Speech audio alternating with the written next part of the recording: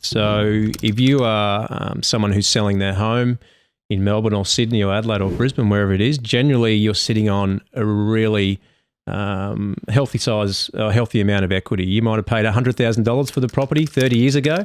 Now it's worth $1.5 million. So typically people would sell that house because it's big, 4 or 5 bedrooms, can't clean it, and want to buy something smaller. You have the ability, which a lot of people won't know, but to put up to $300,000 per individual of your downsizer or sale proceeds into superannuation.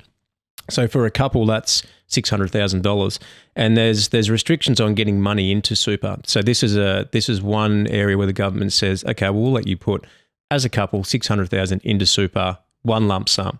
Now, $600,000 into super for a couple will generally set them up for their retirement. Most of them, and particularly when we're looking at our parents. I'm 38, going on 39, so my parents are in their 60s. They don't have the super balances that we're going to have because it wasn't always around. So it's a great incentive for people to boost their super. Traditionally, it was anyone aged 65 onwards could do that. With the budget changes, now anyone aged 60 onwards can do that. The reason I wanted to bring it up is because you have 90 days after the settlement of your owner-occupied home to get that money in. If you miss that date, you can't get that money in and it becomes a big issue. The main reason being is if it's in your super and you retire and you move that money into pension phase, you can start pulling an income from that at no tax, with no tax. So it's really important to have it inside of the super environment. You say something, buddy? Yeah, I want to say something because my dad, Croatian, 80 years of age, very sushi mango. He's going, is my house, and he's thinking of selling it, but in no way does he want his pension affected because he's worked his whole life to get that pension from the government. Yeah. So I go, how do I sell this to him? Because I think that's a great idea. If he sells, let's say for $1 million and 300 can go into his super, does that bump him up at a threshold where now he doesn't get his $500? Yeah, quite possibly, but that money's got to go somewhere. And for a lot of people, and your dad's European, so he's probably got enough money under the bed to last him for 90 until age 90. But for a lot of people, that their home is going to form part of their retirement. They might sell for 1.5 and then they might need $500,000 to go into a retirement place. It's a great idea. So that $1 million or whatever it is, that's going to support them. So whether your dad sells and puts it into the bank, it's still an asset, right? So if he ever sells his property, that money's got to go somewhere and it's going to get collected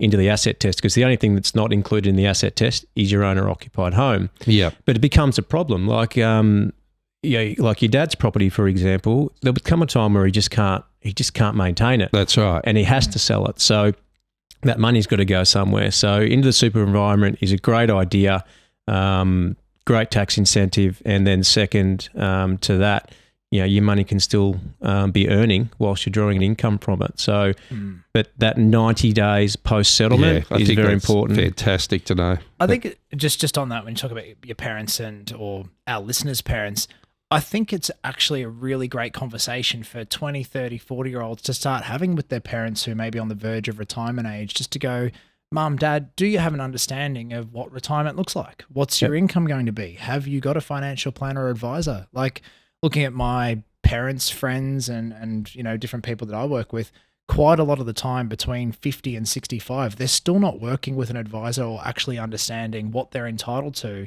And then it's when it's a few years into retirement, then you start looking to, I wonder what my pension will be, or, do I have to sell my home? So I think there is a real lack of financial understanding and planning ahead, like 10, 20 years out and beyond. So listeners who are 20, 30, 40, don't be afraid to kind of start to open up that conversation with mum and dad, and just start to get an understanding of how you guys can support each other.